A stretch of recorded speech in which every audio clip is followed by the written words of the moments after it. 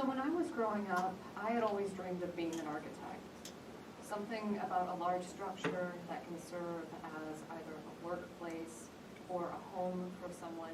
It just seemed like such an immaculate feat of what we could accomplish as humans.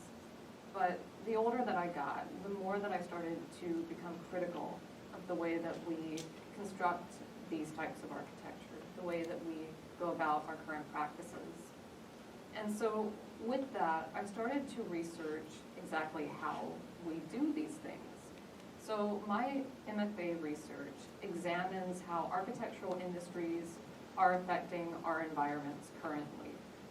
So the way that I go about this is that I examine the individual industries that contribute to architecture, such as steel, timber, and concrete, and look at their collective emissions. Currently, architecture emits more carbon than transportation, and yet the industries are not required to change their practices. In fact, Boston Steel just implemented a new way to create steel that is net zero, and yet this method has existed for almost 20 years, and it was used during the moon landing. It's just that they only now have started to care about it.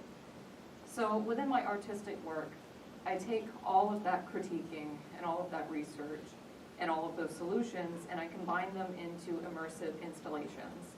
So within my thesis exhibition, I have created a large foam insulation out of these different materials, from thermoplastics to recycled materials, and they create almost sandstone wall formations that are then encapsulated by steel frameworks. And these steel frameworks represent the architectural skeletons.